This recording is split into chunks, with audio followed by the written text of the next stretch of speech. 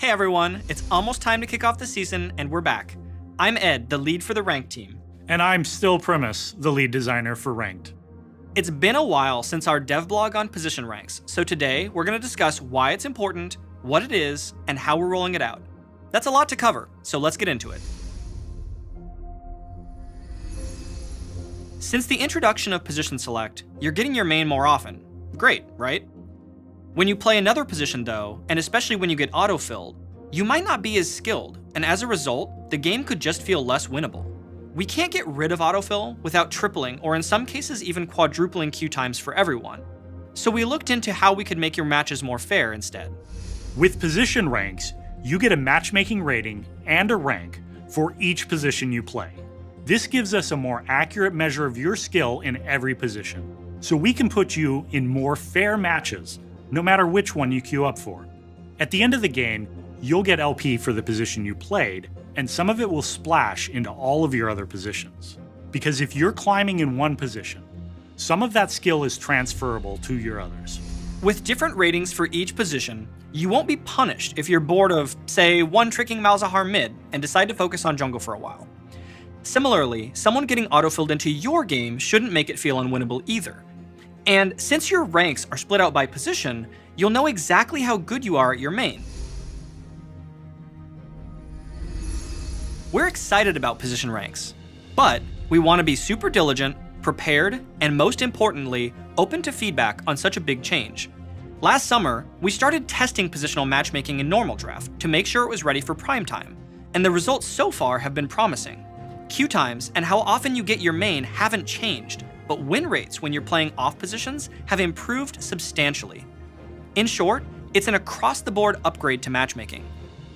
For position ranks, we need your hands-on feedback to help us make sure Ranked still has that competitive feel you expect, which is why we need to do the position ranks preview before rolling it out more broadly.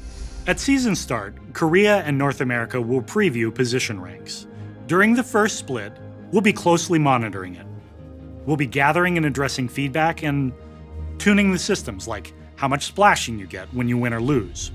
All of the rest of the changes to placements, tiers, splits, rewards, all that stuff's going to go everywhere at the start of season. We chose to preview position ranks in North America and Korea because they're both globally competitive regions. Including North America also gives us hands-on experience and lets us get our feedback more directly from you. During the preview, we'll be looking for feedback about your experience. We'll also be keeping an eye on overall stability and matchmaking health, things like queue times, autofill rates, and match fairness. Finally, we'll be watching for abuse cases in the system so we can fix them. In all regions, we're tracking both position ranks and current ranks. That way, if there are any issues, technical or otherwise, we'll be ready to switch everyone back as soon as possible without you losing any progress. We'll update you every month on how things are going and what changes we're making based on feedback, which could range from system tuning to new features designed to address abuse cases and preserve competitive integrity. At the end of the first split, we'll unify Ranked and detail what the worldwide experience will be going forward. We're confident position ranks will be a meaningful upgrade for matchmaking and the rank system as a whole, but let me be real with you. We're open to rolling it back if things just don't work out. Having said that, we're excited for you to try it, and we're hoping it will be a hit, so make sure to keep giving us your feedback. We've seen a ton of discussion about position ranks over the last year, so let's switch gears and talk about the things we've seen the most questions about. Position ranks seem super abusable. What about position swapping when getting an off roll, for example? Say a Diamond 1 top laner got autofilled jungle in a Plat 3 game and switches to top lane with a duo or teammate. There's this thing that we want to make sure that we allow, which is strategically swapping if it makes sense. That's what players do now. We don't really want to suppress that in any way. And so what we're going to do is we're going to track each player, how often that they're switching positions. And if you're someone who ends up switching more often than we think is reasonable, we're going to start to tighten the links between your positions for the purposes of matchmaking, so that when we put you into a match, it's going to be a match that we think is most competitive with your highest position. Yeah, I think something else that's relevant there is when you're actually When you're actually playing a position and then you swap in champion selector at the beginning of the game, what happens at the end of the game is you're going to get LP for the position you played no matter what. But the problem with that is, if you played in an easier game, you'll also get less LP for winning, but you'll lose more for losing the game. Is the new system going to be more grindy? Like, are you really going to make me play 5 times as many ranked games as I did this year? We've got a couple of mechanics that we've baked into the system to help pull you up in your other positions as you play your primary. First of all, splashing will help pull up the other positions until they get close enough to be within range of what we think is reasonable.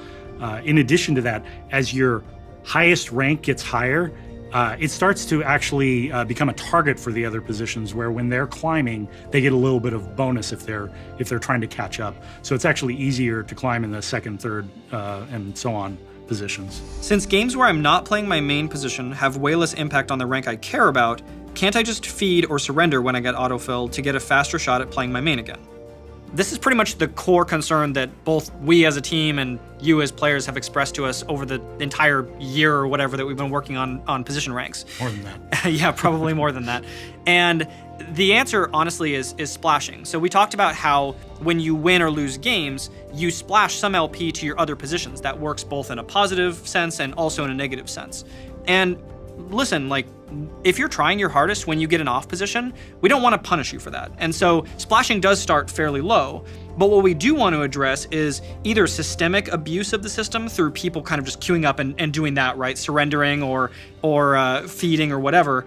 We also want to combat situations where someone's been miscalibrated, like one of their ranks is higher than it actually should be, and they've started losing a lot of games. Right. And so as you lose more, and as your performance kind of gets worse over those games, the negative splashing starts to ramp up and hit you harder to your other positions that you maybe either care about more or that might be miscalibrated.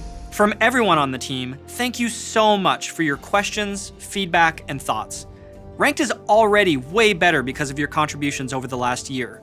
We'll be talking with you all over the course of the preview, so keep sharing your feedback. Good luck in your placements, and as always, we'll see you on the Rift.